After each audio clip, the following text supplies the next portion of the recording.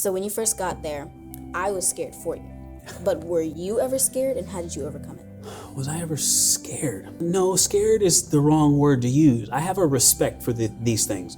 You know, your whole life I've flown high performance aircraft, deployed on ships, and those all have dangers, risks associated with them, you know, so it makes me want to work very hard because I want to come back home to you all. And so I would say I have a respect for the things that I do and the risks that come with that. The thing that I had the most discomfort or the biggest emotional response to was leaving you all.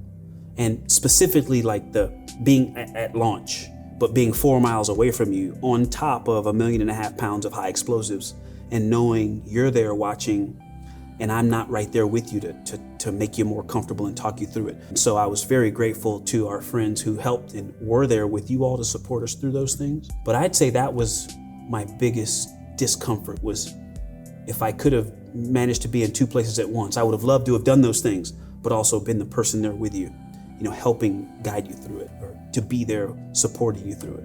You said, you know, you had fears when I left, and so, yeah, tell me about some of those. You told us about a launching of a different aircraft like 4 years ago maybe, and we watched it, and it was an old video, and it exploded. Like, they didn't make it. There were people on it. And that terrified me, so I hated your job from then on. But I learned that people train you for this stuff, and they're there to make sure that doesn't happen. So it made me feel a lot better. But, you know, there's always the what if, and it can happen still. And so it was like if you took my toy, it'd be like, why?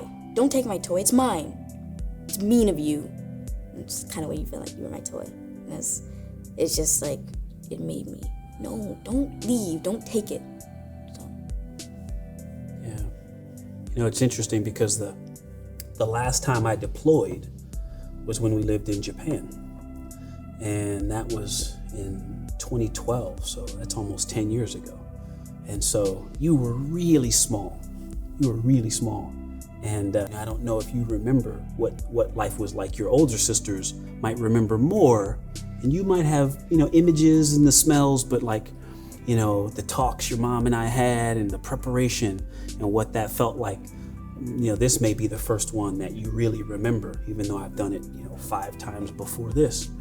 And so that was important. Your mom and I talked a lot about that, what this was going to be like. And that's why it was really important to me to be able to talk to you guys all the time, but I also didn't want it to be boring. I didn't want you guys to be like, oh, Dad's calling again. So, you know, I just wanted us to be there for each other. And I think that I was very happy with how that worked out. You know, I could call you guys almost any time of the day, every day. What did you think about our video conferences? You remember what we did for most of them? Yeah. What? Charades. Yeah, right? That was, I don't know if it was your mom's idea or one of you guys came up. We played games, and it just, that time, at first it flew by. They were never long enough. But I never felt like I had to go, come on guys, Dad's calling from space. Because at some point, right, even it's still neat that Dad's calling from space, but like after 167 days, Dad's calling from space, you know? I don't think it was ever like that. It like major, I don't want to go. Because you made a great impression the first time we played when you did Escalator. That was my high point. My charades Escalator was... Because you could just float weightlessness, down. Right? I mean, you know, it was good. It was fun. We got it right away. So yeah, we had fun playing charades. Yeah, that was good.